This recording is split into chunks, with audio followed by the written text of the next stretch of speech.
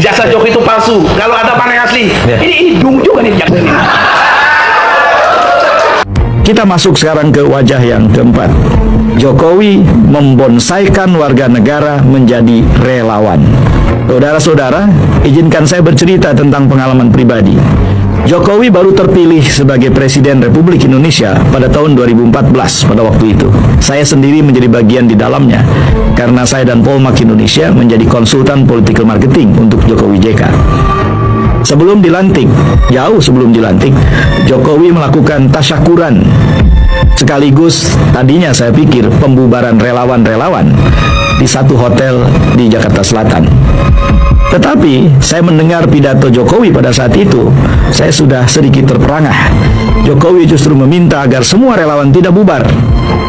Dan apapun serangan yang nanti akan diterimanya sebagai kepala negara atau presiden, maka relawan tidak boleh diam. Pada saat itu, ingatan saya langsung melayang ke dua orang, Thaksin Shinawatra dan Joseph Estrada. Ketika Thaksin terpilih menjadi Perdana Menteri di Thailand, ia tidak membubarkan relawannya. Ketika Thaksin dijatuhkan, hampir saja terjadi perang horizontal, konflik yang setara di antara beragam kelompok warga negara Thailand. Itulah akibatnya ketika seorang yang memimpin pemerintahan tidak membubarkan relawannya saat ia berkampanye dan mempertahankannya. Maka yang terjadi kemudian adalah bukan menyatukan, tetapi memecah belah. Wajah yang kelima adalah Jokowi adalah pendebat yang sangat hebat, tetapi dengan dirinya sendiri. Sangat sering kita mendengar pernyataan Jokowi dari satu waktu ke waktu yang lain berbeda, bahkan bertentangan. Jokowi adalah orang yang pandai berbalas pantun, tetapi bukan dengan orang lain, melainkan dengan dirinya. Kenapa sampai hari ini jaksa selaku Dominus Litis tidak berani memberikan informasi ini P21 juga sangat masuk akal. Kenapa Polda sampai harus berdoa? Sejak kapan Polda itu berubah menjadi tukang doa? Nggih, Pak Ukrosino. Itu karena apa? Karena konsekuensi hukum ini yang tidak bisa dibantah. Sebab apa? Bukan karena ada petunjuk baru, tetapi kalau melawan akan apa? Akan dipersoalkan oleh seluruh ahli-ahli hukum. Anak fakultas hukum akan mikir, ini gimana sih? Masa peristiwanya dihentikan kemudian tetap dilanjutkan? Nah, kalau tetap dilanjutkan berarti lagi-lagi saya tegaskan ini tidak ikut SOP atau ikut hukum acara pidana baik yang lama maupun yang baru. Tetap orang lain mengatakan itu kebohongan. Ya barangkali saya punya cara untuk merumuskannya dengan cara seperti ini. Menurut hemat saya, itulah yang terjadi ketika dengan tegas Jokowi mengatakan bahwa anak-anaknya dan keluarganya tidak akan terlibat di dalam politik. Yang terjadi kemudian dengan sangat segera politisasi keluarga Jokowi terjadi. Pada tahun 2020, anaknya terpilih menjadi wali kota Solo. Pada tahun yang sama, menantunya terpilih menjadi wali kota Medan. Dan kemudian dikuatkan dengan pernikahan Hidayati, adiknya, dengan Anwar Usman, ketua MK, yang di kemudian hari melahirkan skandal putusan nomor 90 tahun 2023. Ada yang mengatakan, loh ini demokrasi, mereka dipilih. Saudara, dalam demokrasi sebelum orang dipilih, orang ditunjuk dulu untuk jadi kandidat. Keterlibatan presiden sudah dibuka oleh banyak sekali orang tentang pencalonan Bobi dan pencalonan Gibran. Menurut hemat saya itu menunjukkan bahwa ada cawe-cawe ketika proses election atau pemilihan belum berlangsung. Jadi ini jelas pelanggaran dan ini jelas nepotisme. Dan nepotisme ini diperkuat oleh peristiwa pencalonan Gibran sebagai Ada berbeda Hans Kelsen. Pernah. Saya serius, karena ini positivisme hukum Indonesia dasarnya adalah teori Stefan dari Hans Kelsen. Pak Jaksa pernah belajar? Ya, saya tanya jujur aja sebagai akademisi, pernah? Nggak belajar, susah, baru dengar. Ini bahayanya. Kalau Anda belajar hukum tanpa belajar filsafat hukum, itu soalnya. Ini dung juga nih jaksa ini. perlu dipaksa melalui putusan pra-peradilan. Itu pengantar dari kami, silakan Bung Gabor kalau ditanyakan. Oke. Terima kasih rekan-rekan media.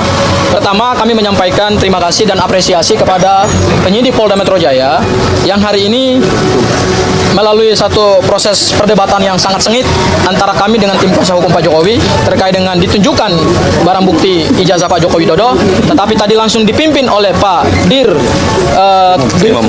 Direskrimum ya, Direktur Tindak Pidana Umum Polda Metro Jaya, Imanuddin, dengan meminta persetujuan kepada semua pihak.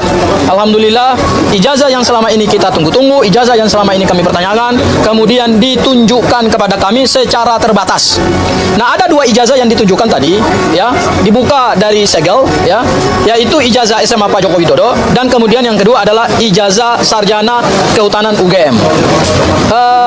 Yang pasti, ijazah Pak Joko Widodo tadi itu tidak berbeda dengan apa yang selama ini beredar dan apa yang dianalisis oleh Mas Roy Suryo, Bang Rismon, sama, ya, yaitu foto Pak Jokowinya sama, kertasnya sama, di bawahnya ada sobek-sobek atau bercak itu, ya.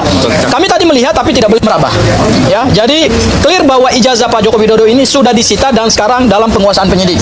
Disitanya dari tanggal 23 Juli 2025, kemudian berita acara penyitaannya juga tanggal 23 Juli 2025, dan penetapan pengadilan terkait dengan penyitaan itu 24 Juli 2025 dari Ketua Pengadilan Negeri Surakarta. Catatan kami hari ini ada 2. Yang pertama adalah kami kecewa kenapa Pak Joko Widodo tidak hadir. Karena tadi ada 3 pelapor yang hadir, yaitu Andi Kurniawan, kemudian ada Samuel Sweken, dan kemudian ada Licumanan. Kan ada 4 pelapor. Tapi hari ini Pak Jokowi tidak hadir, kami sangat kecewa. Karena kenapa? Pak Jokowi punya kepentingan dengan laporan ini. Itu yang pertama. Kemudian yang kedua, terkait dengan keabsahan ijazah ini asli atau palsu, tentu di sini bukan forumnya, ya. Bahkan tadi juga penyidik Polda Metro Jaya tidak membuka 13 ijazah pembanding. Jadi belum bisa kami lihat ijazah Pak Jokowi dengan 13 ijazah yang konon katanya tadi sudah disita, memang tadi diperlihatkan kepada kami, tapi masih dalam kertas segel, jadi tidak bisa dibuka oleh penyidik Polda Metro Jaya. Sebenarnya, untuk menentukan suatu ijazah ini asli atau palsu, berdasarkan laboratorium forensik yang diatur dalam Perkapolri nomor 10 tahun 2009, tentu kuncinya adalah pada ijazah pembanding atau dokumen pembanding, ya. Jadi, meskipun ditunjukkan oleh penyidik Polda Metro Jaya kepada para peserta gelar, tetapi secara hukum pembuktian itu belum bisa menjawab apakah ini ijazah asli atau palsu. Kenapa? Karena ijazah pembandingnya itu tidak dibuka, ya. Kami tentu melihat bahwa ini masih menjadi tanda tanya besar juga kepada penyidik Polda Metro Jaya, kepada rakyat Indonesia juga, kepada kami, apakah ijazah ini asli atau palsu. Karena hasil laboratorium forensik yang tadi dijelaskan oleh penyidik Polda Metro Jaya itu hasilnya hanya identik. Identik dengan siapa? Identik dengan 13 ijazah pembanding, dan 13 ijazah pembanding itu tidak dibuka. Dan kemudian tadi terkait dengan hasil gelar laboratorium forensik juga tidak dijelaskan secara gamblang apakah 13 ijazah pembanding ini ada pernyataan atau berita acara keabsahannya nggak dari UGM. Kami juga nggak tahu ini ijazahnya ijazah siapa, ya. Sehingga memang masih ada tanda tanya yang hari ini kami dapatkan dalam gelar perkara khusus ini. Mungkin itu Bang Aka yang bisa saya sampaikan. Ada yang mau tambahkan? Ya. Bu Kurnia.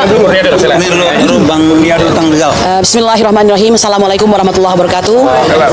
Seluruh rakyat Indonesia, kami hari ini telah menyelesaikan gelar perkara khusus, di mana dalam gelar perkara tersebut memungkinkan untuk mengkoreksi arah daripada penyidikan, kemudian melihat bukti awal, ya, apakah benar seperti itu, serta tentu saja mendengarkan arahan-arahan dari lintas fungsi seperti Wasidik dan Irwasum. Juga memberi ruang kepada ahli-ahli dari pihak terlapor maupun pelapor. Kami sudah menumpahkan semua perasaan kami tadi, tidak hanya hal-hal hukum tapi juga hal-hal yang kami alami yang tidak bisa diceritakan di luasnya media di luar ini begitu. Dan mereka sudah mencatat dengan baik. Kalau mengenai ijazah yang dipertontonkan kepada kami, saya tidak mempunyai perasaan apa-apa karena terus terang saja itulah yang saya lihat selama ini begitu, ya. The one who really like him, ya, foto yang tidak sama seperti beliau, ya. Dan kebetulan ada 2 yang diperlihatkan, yaitu yang S1 serta SMA, dan ini totally different, ya. Itu menurut saya, ya. Tapi tentu saja bukan medannya bagi kita untuk memperdebatkan itu, ada tempatnya nanti. Mari nanti kita tunggu saja. Bagi kami yang terpenting sebagai orang yang sudah ditersangkakan, kami berhak untuk melihat primary evidence, ya. Karena tidak mungkin orang ditersangkakan tanpa ada apa yang menjadi alasan kami untuk ditersangkakan. Saya kira demikian. Semoga kita berjumpa nanti untuk Indonesia yang lebih baik. Silakan. Bang Rizal, Wadila. Assalamualaikum warahmatullahi wabarakatuh. Jadi intinya tadi adalah bahwa yang pertama kita mengkritisi proses gelar perkara dan proses penyidikan. Bahwa penyidikan yang lalu itu kita katakan banyak hal yang tidak sesuai dengan peraturan perundang-undangan. Itu yang pertama, gitu. Kemudian yang kedua, bahwa penetapan tersangka yang diawali dengan peningkatan dari penyelidikan ke penyidikan yang menyatakan bahwa ada perbuatan pidana. Dan untuk itu tadi kita membantahnya bahwa berdasarkan atas pasal-pasal yang disangkakan itu, yang kemudian awalnya itu dimasukkan sebagai pasal laporan, itu sungguh tidak memenuhi unsur-unsur pidana. Oleh karena itu tadi dari pihak prinsipal kita gitu kan, kemudian juga pihak kuasa hukum jelas menegaskan bahwa proses penetapan tersangka itu tidak pas dan tidak tepat secara hukum. Bahkan ada dinyatakan lagi prematur karena belum semua saksi, belum ahli diperiksa kok sudah ditetapkan sebagai tersangka. Padahal semestinya semua selesai dulu, gelar perkara yang baik, kemudian pihak-pihak ada, baru penetapan tentang ada atau tidaknya tersangka itu dan siapa saja. Jadi pada prinsipnya kita menyatakan bahwa proses penyidikan yang didahului oleh penyelidikan dan pada penetapan tersangka itu tidak tepat secara hukum. Itu menjadi perjuangan kita.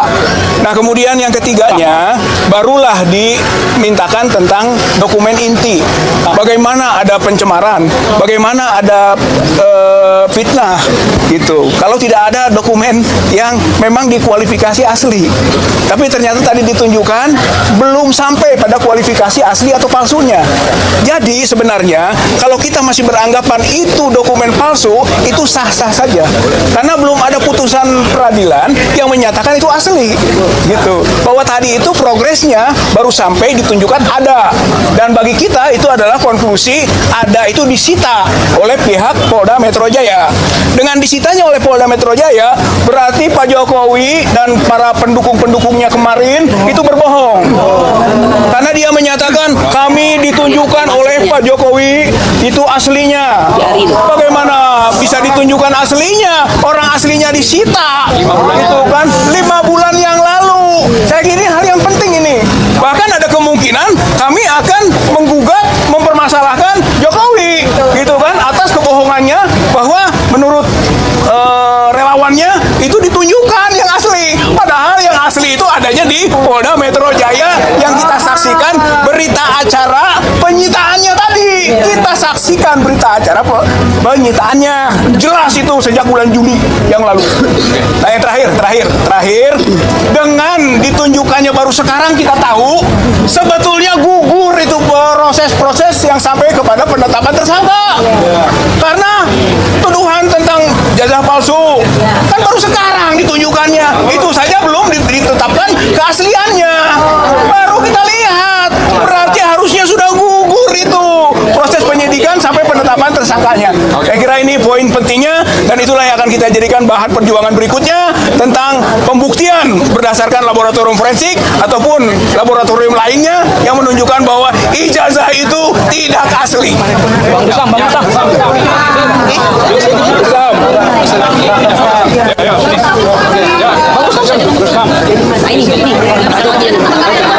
Ini.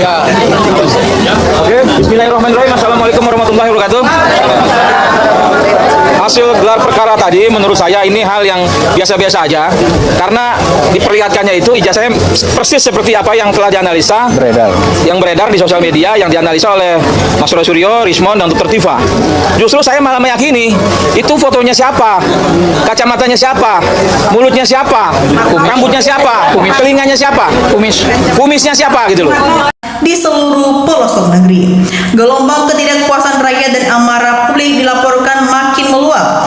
Dalam berbagai aksi demonstrasi, terdengar orasi-orasi keras dari elemen masyarakat, tokoh akademisi hingga aktivis yang menyuarakan tuntutan keadilan. Mereka menegaskan bahwa rakyat tidak hanya butuh janji, melainkan keadilan nyata. Tuntutan penegak hukum secara tegas terhadap mantan Presiden Joko Widodo dan keluarganya disuarakan secara langsung. Publik juga menuntut agar hak politik dicabut serta kekayaan diusut tuntas. Di panggung orasi, para pembicara termasuk perwakilan akademisi dan jaket kuning dari Universitas Indonesia menegaskan posisi mereka sebagai kampus perjuangan. Mereka melempar kritik tajam mengenai tuntutan keberadaan PKI Gaya Baru yang dinilai menyusul dan merusak tatanan bangsa. Merujuk pada beberapa kebijakan seperti Kapres nomor 8 tahun 2024 terkait peristiwa G30K atau PKI. Selain itu, teman-teman, mereka menyoroti posisi Gibran Raka Buming Raka, persoalan utang negara yang melonjak, dugaan penyimpangan anggaran, masalah sistem informasi rekapitulasi atau direkap, hingga ketidakjelasan pengusutan kasus-kasus besar seperti strategi kejuruhan dari kilometer 50. Ya teman-teman, meskipun begitu para orator tetap mengingatkan agar masyarakat tidak mudah teradu domba dengan aparat kepolisian, di mana kepolisian diimbau untuk menjalankan tugas secara bijak tanpa bentrok dengan massa aksi. Situasi kian memanas saat gelombang massa yang terdiri dari mahasiswa dan berbagai elemen masyarakat terus bergerak mendesak dengan membawa spanduk bertuliskan tuduhan dan tuntutan keras. Ya, massa menandatangani dan mengepung kediaman yang menjadi sasaran hingga dilaporkan dirobohkan pagar pembatas. Momen tersebut menggambarkan betapa dahsyatnya tekanan publik ketika rasa kecewaan yang bertahan bertahun-tahun akhirnya pecah. Ya, teman-teman, tekanan massa yang tak terbendung ini membuat proses hukum dan penjemputan pertanggungjawaban atas segala dugaan polemik, mulai dari persoalan dokumen pendidikan hingga dugaan pelanggaran hukum lainnya. Ya, banyak pihak yang sebelumnya diam kini mulai berani buka suara, membuka bukti dan kesaksian untuk mengungkap kebenaran. Ya, peristiwa ini menjadi pelajaran besar bahwa roda zaman terus berputar dan apa yang ditanam pada akhirnya akan dipanen. Ya, bagaimana tanggapan dan pandangan sobat politik sekalian mengenai gejolak dan dinamika hukum politik yang terjadi saat ini? Mari tuliskan pendapat di kolom komentar di bawah, dan teman-teman jangan lupa juga bagikan video ini ke teman-teman kita yang lain agar banyak yang melek akan politik. Ya teman-teman semua, di cuplikan video kali ini kita melihat ada banyak tanggapan dari teman-teman kita, dan mari kita saksikan bersama teman-teman bagaimana perkembangannya. Ya teman-teman, di sini disampaikan oleh teman kita Terisku. Di sini ada beberapa sikat habis. Oke teman-teman, kita lanjut. Di sini juga teman kita Sinatra. Di sini dia beberapa teman-teman, segera tangkap si pengkhianat, pengecut, koruptor, penipu, perusak tatanan negara. Ya teman-teman, Edi Chandra berkomentar, ganti Kapolri itu solusinya. Ya teman-teman, kita lanjut. Di sini juga teman kita Ahmad Dahlah. Di sini dia beberapa teman-teman, para penjilatnya juga dinepalkan saja. Ya, Patri memberikan tanggapannya, tangkap Jokowi, adili Jokowi, penjarakan Jokowi. Roshenhab Bata memberikan tanggapan, penjarakan segera Jokodo. Ya teman-teman, Siti Mari Hoha memberikan tanggapan, alhamdulillah Jokowi si jara, si raja bohong, perusak demokrasi dan pembunuh FPI. Kasmini juga memberikan tanggapannya di sini, segera dihukum mati, hartanya disita. Ya teman-teman, kita lanjut. Di sini juga teman kita Muhammad memberikan tanggapan, pertama kali harus dilakukan Prabowo, begitu habis dilantik selanjutnya adalah tangkap, adili Jokowi dan makzulkan Gibran, baru tahap-tahap berikutnya seperti pemerintahan KKN dan sebagainya akan berjalan lurus. Ya, Johadiamir memberikan tanggapan, lanjutkan tangkap Jokowi. Ya teman-teman semua, kita lanjut. Abu Kasim memberikan tanggapannya, ambil tindakan keras terhadap Termul dan pembelanya, dia itu karena mereka dapat dibayar maunya itu. Ya teman-teman, Jaya Baru memberikan tanggapannya, nepalkan Jokowi beres. Sampai kalau teman kita V2, tangkap si PKI, jangan sampai keluarganya yang berkuasa, keluarga yang koruptor, besar-besaran duitnya banyak, makanya Termul dan Basar digaji pakai uang itu. Ya teman-teman, Sundari memberikan tanggapannya, mudah-mudahan anak-anak mahasiswa selalu mendapatkan perlindungan dari Allah.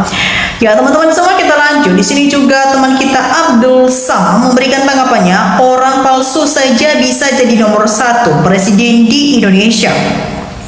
Ya teman-teman, kita lanjut. Di sini juga teman kita Arwaningsi memberikan tanggapannya. Di sini dia berpendapat teman-teman, semoga yang demo semua dilindungi Allah Subhanahu wa taala. Amin ya Allah. Ya teman-teman semua, kita lanjut. Di sini juga teman kita V2 lagi dia berpendapat, segera tangkap karena Jokowi sumber dari segala bencana karena geng Solo yang berkuasa. Ya teman-teman semua, kita lanjut. Di sini juga teman kita Muhammad memberikan tanggapannya, orang melek mata pasti melihat bahwa kemenangan Prabowo Gibran adalah karena kerjaan Jokowi yang mati-matian bagi-bagi sembako guna kemenangan anak laki-lakinya.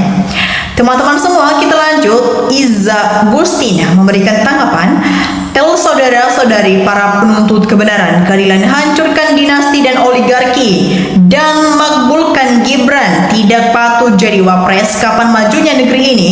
Wapres yang gak ngerti berbicara. Ya teman-teman, Dea Agustin memberikan tanggapan, kalau ada yang demo di bawah aparat tolongin dong, kejar kasihan. Ya teman-teman semua, Mahesa memberikan tanggapannya, ini kalau bikin konten selalu judul Jokowi dijemput paksa, penonton gak akan percaya, yang ada di pikiran penonton ini konten hoax semua. Ya teman-teman, Supardi memberikan tanggapannya, ya Allah, jangankan negeriku, ini jangan dibiarkan negeriku hancur gara-gara seseorang. Ya teman-teman, Suryono Jatimbarang memberikan tanggapannya, negara jadi begini semua awal ulah Jokowi, hutang menumpuk maka pantas dimiskinkan, penjarakan.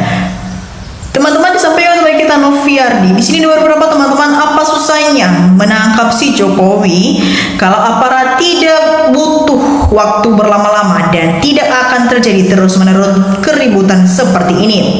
Ya teman-teman, Sutaji memberikan tanggapannya, Jokowi dan Listio Sigit tangkap itu baru keadilan akta berjalan selama Jokowi masih hidup dan bebas lagi. Listio Sigit masih Kapolri, negara dikuasai PKI gaya baru.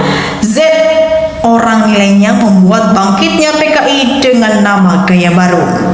Ya teman-teman, Soprin Hadi memberikan tanggapan, Indonesia ini apa tidak ada presiden, kalau ada mana suaranya, sekacau ini masih nggak ada suara. Omi Kosmisah memberikan tanggapan, Prabowo harus bisa menjadi presiden yang bertanggung jawab dengan konstitusi, undang-undang, dan Pancasila. Nah teman-teman semua, bagaimana tanggapan kalian mengenai isu polemik dan tanggapan dari netizen yang sudah kita saksikan bersama? Jangan lupa teman-teman untuk berikan analisis kalian di kolom komentar di bawah. Dan demikian saja untuk cuplikan video kali ini. Jangan lupa saksikan video berikutnya yang tak kalah menarik. Salam NKRI, harga mati.